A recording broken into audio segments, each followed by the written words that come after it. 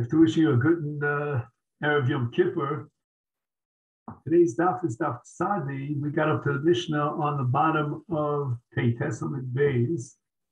Shnei Gittin.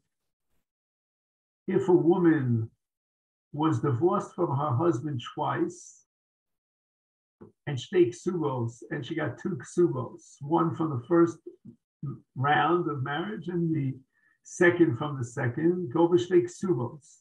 The very fact that he wrote to her a separate ksuba for the second time he married her, when he remarried her, that itself is his chayvus for two ksubos. So each ishus generates its own chiyuv mana masayim. Well, I guess the second one would only be a mana by definition. But shtei ksubas beget echad, if he divorced her, and before he divorced her, he had written her two ksubas, which is a little bit odd, then she only collects one of those two ksubos. And the reason for that is since there's only one ishus deserves only one ksuba. Now, why did he give her a second ksuba? And that's considered levatel es harishona. He's interested in replacing the first ksuba with the second ksuba. And we'll see exactly why he would do such a thing. There's something in the second ksuba that supersedes the first ksuba. So again, in this case, she only collects one ksuba. Here's another case where she only collects one ksuba. Oh, ksuba ushnei gittin. He gave her a ksuba before he married her the first time, and he remarried her after divorcing her, and he didn't give her a ksuba on the second round. She only collects one ksuba. And this is a reflection of a principle that a man, when he remarries his wife, unless we know otherwise, we assume that al das ksuba rishona ichzira. Oh, ksuba beget. Here's another case where she only collects one ksuba, and that's a case where she has one ksuba and a get umisa. So after he divorced her, he died. And we know that right before he died, she was living with him, which means that after the original get, he remarried her. And nevertheless, he never gave her a second ksuba. Then he dies. She only collects one ksuba. Now, we're not going to say that with the repeat marriage, the second marriage, when he remarries her, he is obligated to give her a second ksuba by virtue of the second ishus. And the reason for that is hamagarishis ishto at zero manas ksuba rishonam at zero. Now we have to add another element into the equation here. And this is clarified in the Rishonim, and that is that she is mochelas, because according to the strict letter of the law, the second ishus should generate a chiyuv ksuba, and that's a Tanai Bezdin. So we must assume that he says, I'm going to just pay you the old ksuba, I'm remarrying you, and she agrees to that arrangement. And now we're up to the Gemara. The Gemara is going to focus on the shtei ksubas beget echad, that if there was only one divorce, even though he gave her shtei ksubos, the second ksuba replaces the first ksuba. And therefore she only collects one ksuba. So the Gemara asks the following question. What does it mean? We understand that he only means to be mischayev once, even though he gave her two ksubas. Iboy bahai gavya, iboy bahai gavya. Does the Mishnah seem to imply that she has two choices? She could either collect her ksuba from the first ksuba or from the second. And there could be two nafkaminas. Number one, if there's a difference in the amount of the ksuba. Number two, as to when is the earliest time she has a shibud on her husband's nechasim, which date is valid. Lemat evituvta Rav Nachman the Amashvul the Rav Nachman Amashvul shtei shtaros hayotzin bo zecher zeh bitel shenias harishon. That whenever you see a case where, let's say, a seller gave the buyer two different shtaros, or the love gave the malve two different shtaros, in all such cases, we assume that the reason why he gave a second shtar was to replace the first shtar. That's the principle of Nachman. And it means that the earliest time that the malve could collect from the nichsei love would be based on the date of the second shtar. And that would delay and postpone the shibud nechasim as far as collection from lekuchos. And yet in our mission, it seems that she has a choice. She can either collect from the first ksuba or the second. And the Gemara answers, Lav itmar le Amar Papa. We have a clarification of our Mishnah in the name of Rav Papa.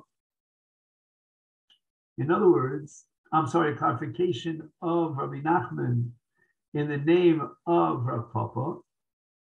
And that is that when Rav Nachman says that the second shtar is mevatel the first shtar, and his kavanah was to replace the first shtar, that has a limitation rule. Moder Rav Nachman di osif beidikla litosefes kasvei.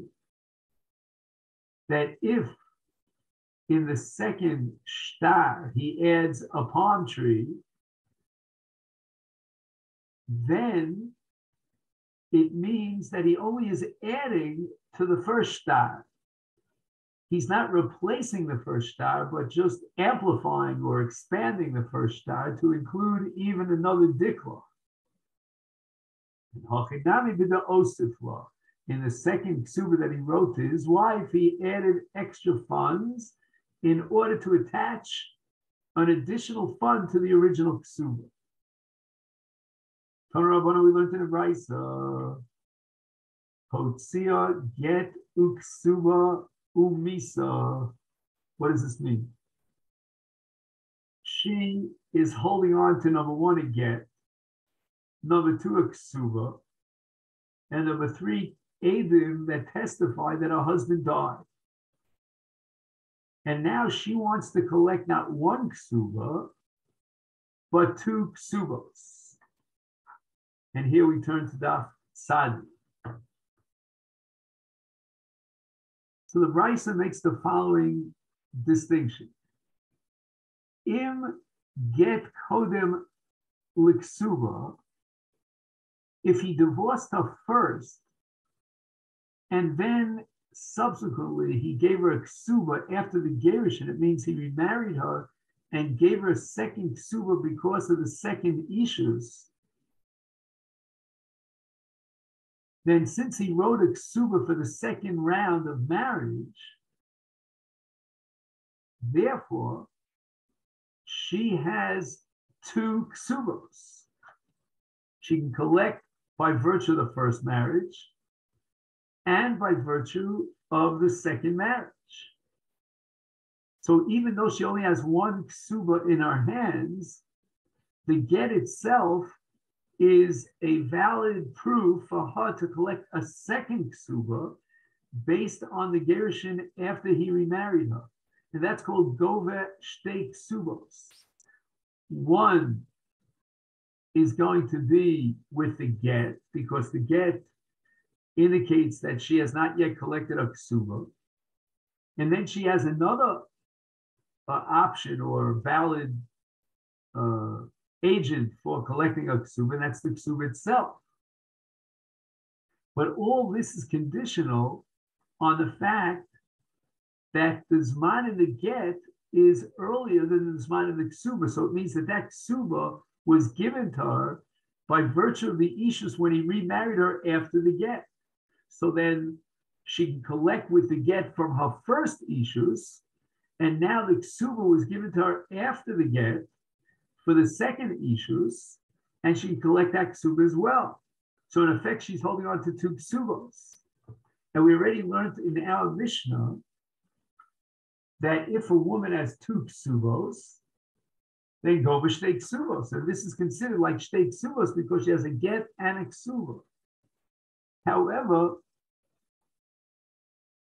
in a case with ksuba kodemis leget, so she's holding on to the ksuba that testifies on the first issues, and after he remarried her, following the get, he never gave her a second ksuba, eda govel ksuba achas. And again, we're going to activate the principle that underlies our Mishnah, shamagarish is ishtov et zero, amanas ksuba rishon et zero.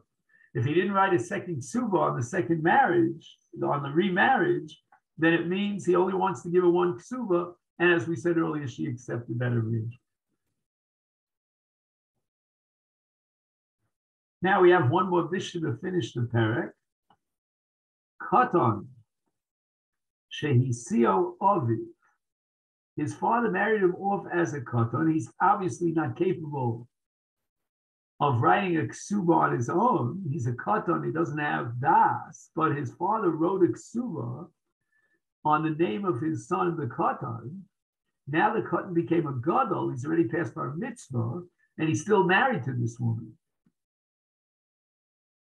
So the halacha is that even though the ksuba initially is not really a valid ksuba in the sense that the katan himself could not write the ksuba, it's only the father who filled in for him.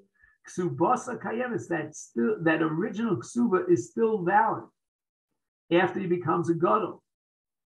Shalmanas kain kaima. Since he, after he became a gadol, he's 13 now, and he wants to continue in that marriage relationship, he does not raise questions and argue against the validity of the ksuba. It means that he concedes that this is his ksuba that he's giving her. So basically what happens now is he just steps into his father's shoes, and the father who wrote the ksuba while he was a katan, now that ksuba continues to be valid as a result of the fact that the ben, when he became a gadol, is modeh, he accepts that ksuba. And an exact parallel halacha is Gershon is Gaira Ishto Imo. Ksubasa Kayemas. Shalmanas Kain Kaim. A man and a woman who are not Jewish get married, and he writes her a document, we'll call it a ksuba because it's identical to a ksuba, and then they both undergo gerus, and they continue the marriage as if nothing happened, nothing changed. Then the ksuba that he wrote to her as a guy is still valid, because when he marries her now, after his gerus, he marries her with the intention of maintaining the chiyuv ksuba from the first ksuba that he gave her as a guy. And here, if we have a moment, we want to study a question of Rabbi Kivega. Rabbi Kivega wants to know why is it that when he maintains the marriage after gerus, the ksuba is still valid? A guy can be mishamed himself, no less than a Jew, to pay whatever he wants to pay, in this case, the ksuba.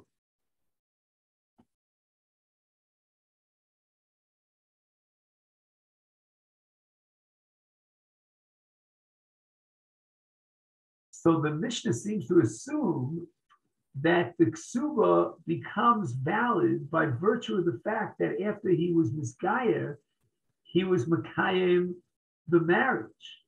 And Rabbi Kivega says, Dal mihach, you forget about the fact that he's continuing the marriage after his gadlut, after his gerus. Irrelevant to that, he has to pay up the ksuba by virtue of the fact that a guy is capable of being mishabed himself to pay a ksuba. That's where Rabbi Kivega leaves it off. The Gemara says, Amrav Huna, lo shanu elamana masayim alo tosefes elo. That which it says that after the child becomes a gadol or the guy becomes a ger, the original ksuba is binding. That's only as far as Mana Masayim, the ikra ksuba, and that's Tanai Bezdin, since he's continuing the issues. But as far as Tosefes, the shtar ksuba itself, which was written by this husband when he was still a katan or when he was a guy, that shtar ksuba itself, which generates the chiyuv tosefes ksuba, if he took upon himself tosefes ksuba, is not bound, because a cotton is a labar das, and the guy cannot create a ksuba which is valid on a doraisa level. So this is the opinion of Rav Huna, that tosefes is completely null and void. Rav Yehuda Amar, Rav Yehuda dissents and expresses the opposite view. Afilu tosefes yeshla. In other words, we're basing the validity of the original ksuba on the fact that now, when he marries her as a gadol or as a ger, he wants to how should I say, continue the validity of the original ksuba. Then he's now being mischayev even for tosefes ksuba. And the Gemara rejects Rabbi Yehuda from a brisa. We're talking about a katan who marries a woman or a guy who marries a woman. Now, when he becomes a gadol or becomes a ger, chidshu, if he adds something to the original ksuba, no tells masha chidshu, and the implication is that chidshu in, lo chidshu lo, which means the following, that if he adds to the ksuba after his reaching gadlus or after his gerus,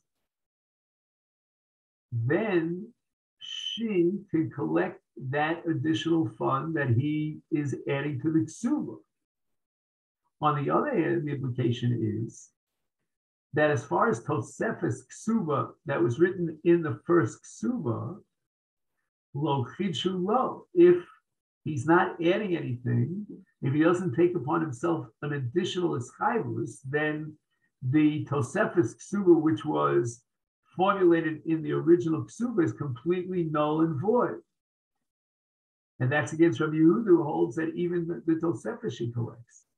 My answer is, Ema, perhaps we should reinterpret this brisa that she collects not only the additional funds that he's adding now after he became a gadol or a ger, but af mashachidshu, in other words, in addition to the tosefes, which was added above beyond mana masani ksuba in the first ksuba as a guy or as a katan, now she can collect also the additional chidush, but she certainly could collect the tosefes. So the Gemara says that's not what it says in the brisa. The brisa alotoniachi.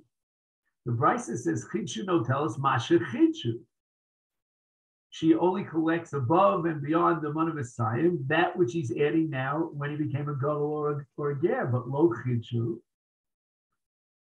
If he did not add anything, state in brisa, it's explicit in the brisa, besula gov masayim lo mana mana.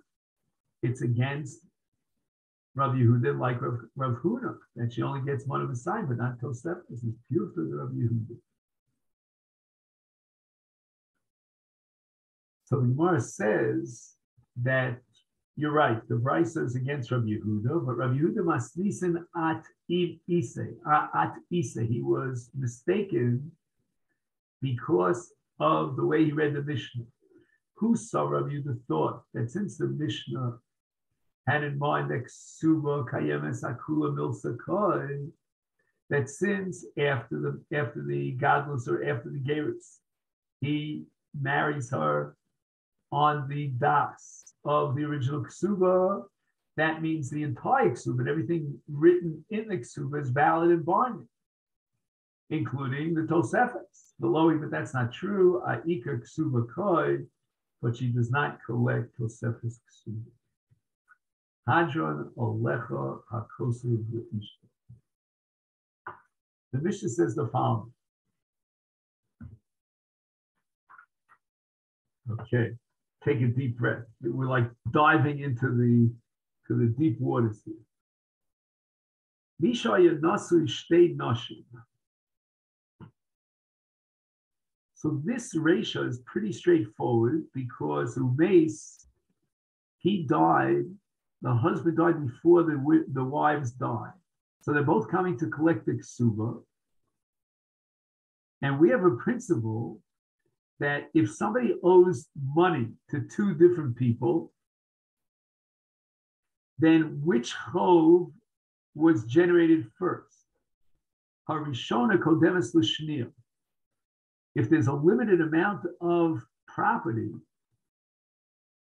in the estate of the late husband to supply two ksubos for two different women, then the first one that he married already established her shibud on his nechasim by virtue of that first ksuba, before there was a shibud to the ksuba, the second wife. And therefore, in a case where there's not enough money, let's say there's all told Masayim Zuz, then the Rishona collects that Masayim Zuz. Now, if perchance more money comes into the estate, outstanding debts that have to be paid back, then the Shnia will collect Haksuba as well. So that's the ratio of the Mishnah.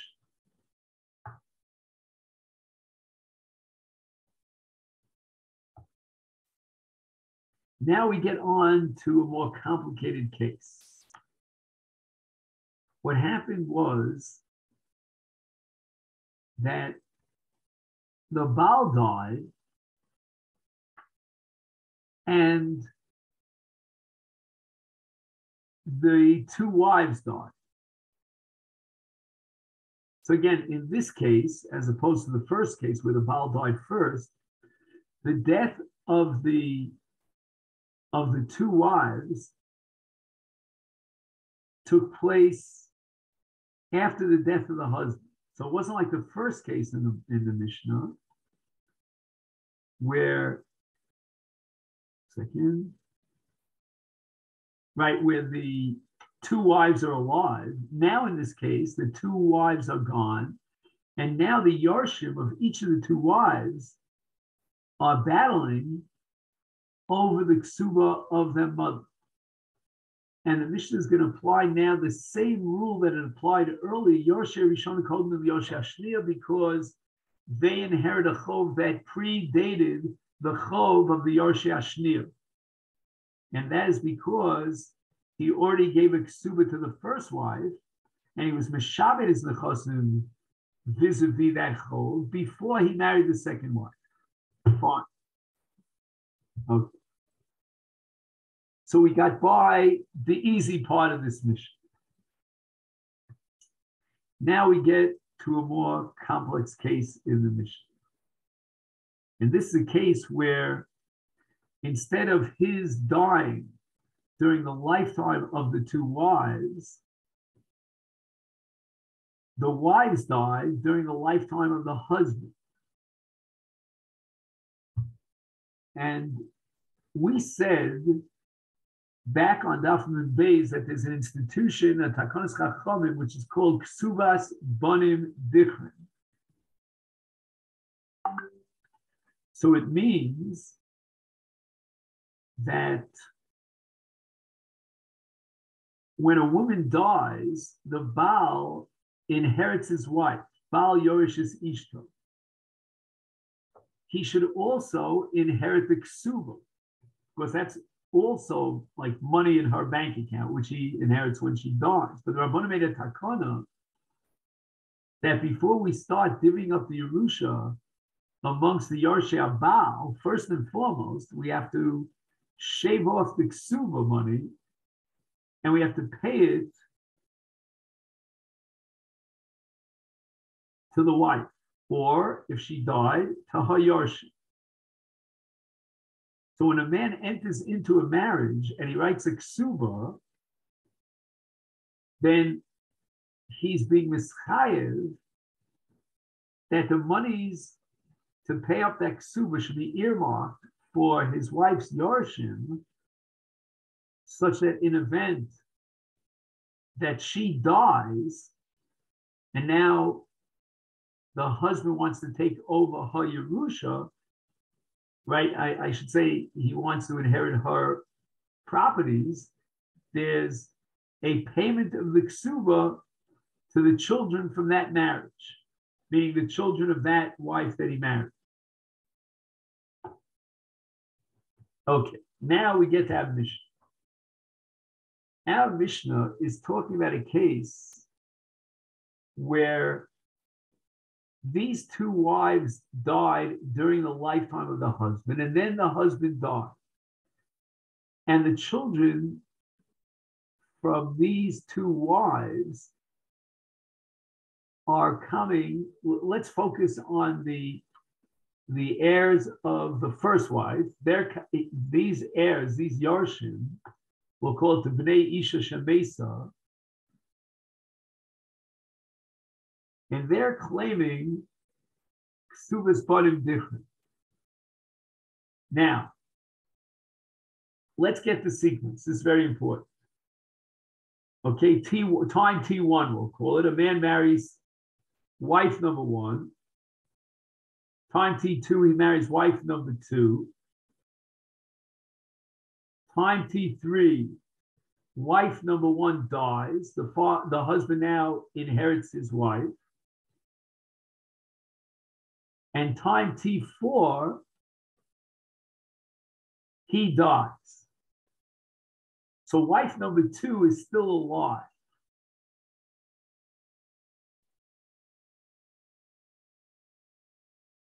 And now the question is, who comes first? Let's read the Mishnah. Nosas Rishonu Mesa. So the first wife died during the lifetime of her husband. Nasa Shnia, he marries the second wife, and now Umeisku, and he dies. So now the Yarshim of wife number one come to claim from this Yerusha that he left, Ksubas Banim Dichman. Now, the wife number two, or the Yarshim, if she died, of wife number two, they're demanding payment of their ksuba. The Yarshim of the first wife could not claim a ksuba for a very simple reason, because their mother died during the lifetime of the father, of the husband. So he inherits her because Bal Yorish is Ishta. But even though Bal Yorish is Ishta, we have a Takanas Chachamim of Ksubas Banim Dichman, which means that from the Yerusha, the children of the first wife have rights to collect the Ksuba. So the second wife, if she's alive, or her Yarshim if she died, will now come to claim the Ksuba. But the Yarshim of the first wife are coming to collect and demand payment for Ksubas Banim Dichman. So we have now, assuming there's a very limited amount of funds in the estate, we have now a head-on collision between Yerusha and Ksubas Banim Dichman. Because again, the husband died during the lifetime of the second wife, and that means that the second wife has rights to collect her ksuba. The Yarshim of the first wife don't have rights to collect the ksuba except for the takana of ksubas banim dichman. And the Mishnah establishes that in this tug of war, it's the Yarshim of wife number two who collect from the estate of the late husband their ksuba first. Shnia, v'yarsheh kod min liyarshe rishona. Now, the explanation for this is very, very challenging. I'm going to just try to make an effort of it. We have here a conflict between what's called a chov and what's called a Yerusha. And chov trumps a Yerusha if there's not enough funds for both. So the Yarshim of the second wife are coming midin chov. Why? Because the moment that the husband married the second wife, he was mischayev to pay her ksuba. And now that he dies, that ischayvus becomes a reality. And she, the second wife, or her yorshim are now coming to collect a chol. You owe me a chol. Now, the yorshim of the first wife, they don't have rights to collect the ksuba, as we said, because she died during the lifetime of her father, of her husband. They only have rights of ksubas badim different. And we're holding now that ksubas badim different is a yerusha. In other words, the father, when he marries a woman in the context of the ksuba, he designates for the yerusha the children from that marriage. They'll get first dibs at the yerusha, but here we have the claim of the Yorshei Ashniya, which is a claim of a chov. And a Baal Chov has rights to claim before Yorish. And the logic is because you can't inherit money that has a Chov on it. That Chov has to be paid up. You can inherit money from your late Morish after his Chovos have been paid. And there's a Chov B'Ksuba to the second wife. There's no Chov B'Ksuba to the first wife. All the first wife and our Yorshim have is Ksubas Banim Dicha, which, as we said before, is a Yerusha and not a chol.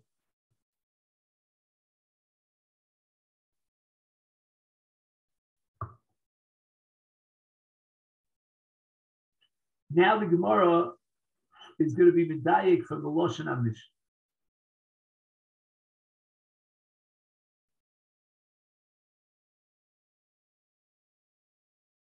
Why didn't the Mishnah say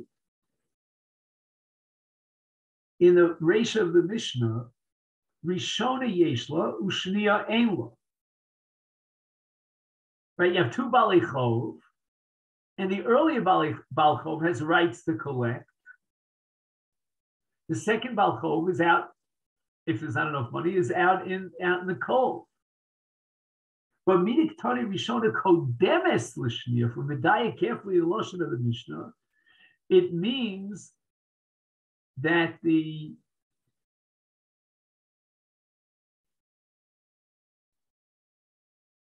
one second.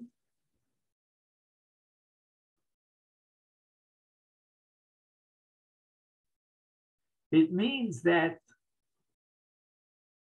there's a din of kedima. Kedima means that although you have two people vying over the same monies, and both have rights to collect that money, because he was mischayev ksuba to the shniya no less than to the rishona, but there's a din of kedima. It's not that the shniya doesn't have rights and she's completely knocked out of the ballpark. It's only a din of kedima. Mainaf gemina. Lo ktani rishona yesh lo vashniya eila. Michlal, this diuk is teaching us the ikad mashniya v'taf lo mafkina mina. That's only a din of kedima. When there's a din of kedima, if the second one pushes in, what's the word, elbows his way in, or in this case a woman, right? And he collects the chov of the second, right, the second chov, then lo mafkina mina, we can't, because he also has rights to collect this chov. Well, why doesn't he have rights to collect this chov? All right, there's a din of kedima. Shma mino, we learn from this about chov miyuchar kodam shekodam v'gava ma shegava gava. So the Malva Rishon, whose chov emerged earlier than the Malva Sheni, has no rights to be mafkia the money from the possession of the Malva Sheni. The Gemara rejects it. We all logo. That it's not a din of kedima, but it means that the second Baal Chov has no rights. And in this case, the Isha Shniya has no rights to collect the ksuba from this limited estate. Umay kodemes. So you'll ask me, what is the language of the Mishnah kodemes? And we're going to have to prove this new interpretation of the word kodemes from another Mishnah in Baba Basra. Legamre ktani, that the word kodemes means completely. It's not just l'chatchila, it means even b'di'evet. Kirisnan, in a Mishnah in Masechet Bava Basra, Bein Kodem Labas, if you have a Seder HaYerusha, a son inherits before the Bas, does that mean that if the Bas goes ahead and grabs onto the Yerusha, the Ben is out in the cold and Lo Mafkidim? No. It means that Ein Bas Yoresh is Klal. So you see that Kedima could mean Klal. Ikad Yamri. Now the Gemara has the exact opposite transmission of this Torah. And the Gemara is saying that midolok tani im kodma shniya v'tafsa ein motziyim miyada. Why didn't the Mishnah tell me the Chiddush explicitly should have mentioned that if the shniya grabs on to the nechasim in lieu of haksuba, then ein motziyim miyada b'chlal the ikodma shniya v'tafsa mafkina midei. That the shniya is completely out in the cold. She has no shaykhs to collect her ksuba, because she's the Balchov HaMa'uchar, the Malva HaMa'uchar. Shmamina, Balchov Miuchar Shekorim V'Gova is Mashagova Lo Gova. We can remove the Malva Rishon can remove the Malva Sheni in order to collect his chol. We all able to Chaligmar rejects it, Mashagova Gova. That it's really a din of Kedima. If it's a din of Kedima, so why did the Mishnah mention explicitly that in Kadma Shniya V'Tafsa Emotzim Yodo? And the Gemara answers, Aidi V'Tara Shniya V'Yoshel. Since in the Sefer of this Mishnah, we're going to have a case of a Shniya V'Yoshel that comes to collect the Ksuba Kodmid V'Yoshel Rishona. And that is because, and again, in here the word Kedima clearly means Motzim Yodo, because they don't have a status of a Malchov at all. The Ksubas Banim Dichrin of the Rishona, the Yosher Rishona, is only a Takonis Kakom B'Toras Yerusha, and Yerusha has no rights whatsoever. Yorish has no rights in a case where there's a Chov, and vis-a-vis the second wife is a Chov of Ksuba. So therefore, Tananami Reisha, also in the Reishi, says a Rishona Kodemis L'Shniya. So it's really, the word Kedima here is really just a borrowed term in order to maintain the symmetry, and the Reish should be a mirror image of the Sefer. But clearly in the Sefer, the word Kedima means that the Yorshe Balash Isha Shniya completely knock off the Rishona, because Rishona doesn't have, as we said before, rights to Ksuba. All they have is rights of Bada Dikri, which is only the rights of Yerusha. So he uses the word Kedima in the Reisha as well to parallel the Sefer. And in the case of the Reisha, the Mishnah didn't even bother saying Ein Motziyim B'Yada in Kadma.